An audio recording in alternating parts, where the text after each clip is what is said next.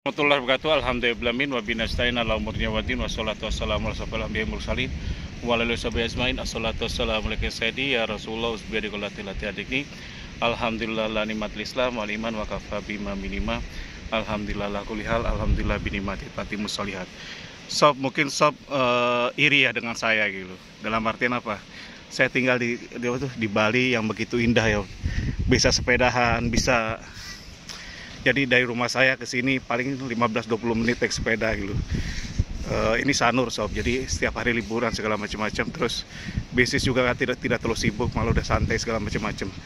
Nah, tidak seperti itu sob. Dulunya saya ngalami ketidakenakan luar biasa ketika tinggal di Bali gitu. Karena waktu itu masih muda-mudanya, masih ambisinya besar-besarnya. Terus ternyata apa? Kapan hari saya ngerjakan proyek di setahun setelah saya di Bali, saya ngerjakan proyek di di Hard Rock Cafe gitu. Kebetulan kerjasamanya saya ngerjakan stainlessnya, konstruksi dan yang lainnya. Kerjasamanya saya dengan orang Korea gitu, orang dari Korea, perusahaan Korea gitu. Nah dulu kan perusahaan Korea banyak di Bali mengerjakan itu Hard Rock Cafe. Dan itu saya hampir tiap hari saya dimarahin oleh si Koreanya sob. Kenapa? Saya tidak tepat waktu gitu ngerjakannya.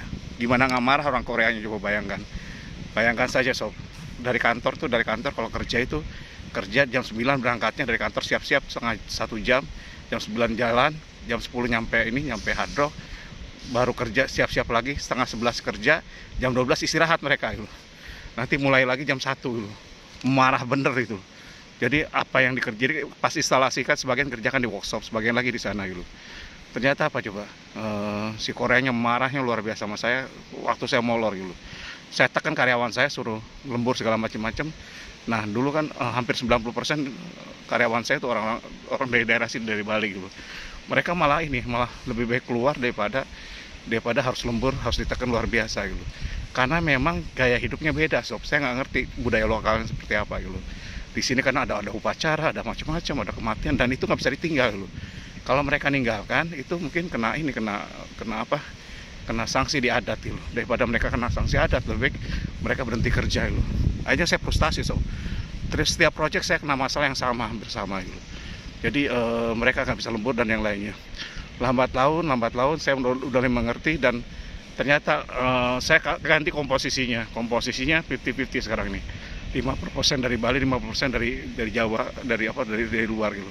Baru ada keseimbangan gitu. Terakhir saya ngerjakan proyek di masang genset 3 buah yang besar banget ya di bandara. Saya ngerjakan proyek bandara dulu, masang genset dengan orang Jepang gitu, dengan perusahaan Jepang Teosinar. Saya kerjasamanya itu nurunkan dari mulai bandara, dari pelabuhan, karena besar banget, dari Boomers Cafe A, mereknya Yanmar ya, 3 buah.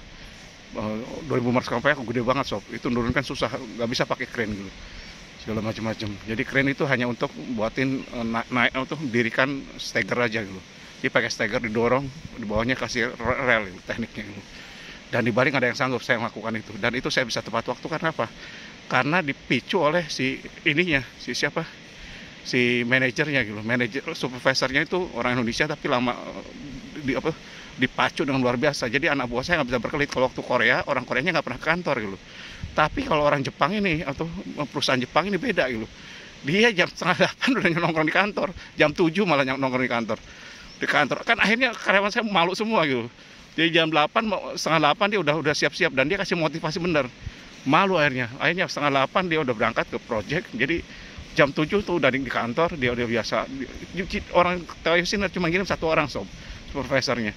Dan itu saya bisa tepat waktu sob, malah lebih cepat gitu. Karena itu dipacu seperti itu. Udah gitu dia ngomong, akhirnya seolah saya belajar dari mereka, itu karyawan saya juga. Jadi saya beruntung bekerja sama dengan Tayo gitu. Belajar bagaimana kerja kerasnya luar biasa gitu. Dan sampai lembur gitu. Pagi-pagi datang sana setengah jam 8 tuh langsung senam sembari motivasi. Saya kerja bagus, saya kerja. Nah, kayak kalau di sholat kan kita sering ulang-ulang bacaan Al-Fatihah kan luar biasa. Itu sebenarnya nanam di mindset kita, otak gak sadar kita. Akhirnya mau gak mau karyawan saya harus rajin, saya gimana, selamatan kayak gitu, bahasa-bahasa kayak gitulah gitu. Dan itu disenam, diajarkan di tiap pagi so. Jadi tiap pagi senam dulu, padahal malam udah lembur gitu. Minggu pertama ngeluh semua anak buah saya gitu. Tapi saya bilang, saya kan kontrak dengan Tayo, mau cepat ya udah, tapi saya minta bayar lembur ini harus bayar lebih. Dia bilang, oh, dia mau sanggup.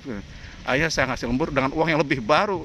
Jadi ada dua kekuatan, lemburnya 2 kali lipat, baik dibayarnya, udah gitu dibantu oleh orang itu, dibantu oleh sistem Tayo. Jadi mereka cuma ngirim 1 jenderal doang, supervisor, semua beres sob, tidak ada kecelakaan sama sekali. Dan orang bandara senangnya luar biasa. Itu tekniknya sulit sob, karena apa? Karena pintunya kan kan dorong ke dalam, itu tidak mungkin pakai steger, didorong, itu di bawahnya dikasih bantalan ini bentuk tuh roda, udah gitu saya pakai pasir dulu, udah pasir saya kasih plat 2 sentian gitu di bawahnya gitu. Jadi relnya seperti itu, kasih rel turun ke sana bisa sob, dan itu sukses sob. Jadi dulu saya waktu muda itu ngerjakan proyek-proyek yang impossible. Nah dulu pertamanya saya kerja di Bali, luar biasa saya sengsara itu. 2 tahun 3 tahun pertama sengsaranya luar biasa, karena tidak bisa ngatur ritme dan tidak tahu budaya di Bali segala macam-macam. Lambat laun, nah inilah jadinya kalau Anda nanti susah masuk dunia kerja atau dunia apapun, pertamanya mungkin nggak suka gitu, segala macam-macam dunia bisnis baru, tapi lambat laun Anda harus bisa menikmati, harus bisa nyari sendiri gimana caranya gitu. Dan akhirnya apa? Tuhan bantu saya dengan mengirimkan pekerjaan. Saya dulu kan ngerjainnya luar biasa sob. Proyek saya besar-besar, pernah ngerjain ya, minimal 100.000 US dulu ngerjain project itu 100.000 US, karena kerjanya bandar itu saya ngerjakan, bahasnya saya ngerjain segala macam-macam, panel listrik, hampir banyak kerjaan di bandara waktu itu.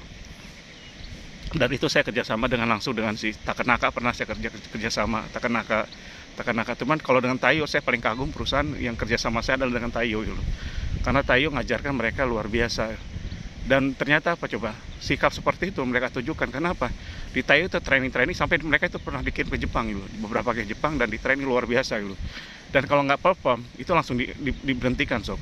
Jadi siapapun, dia tuh cuma ngirim satu orang. Saya pikir kerjaan segitu gede, saya pikir banyak orang, enggak, cuma ngirim 1 orang loh.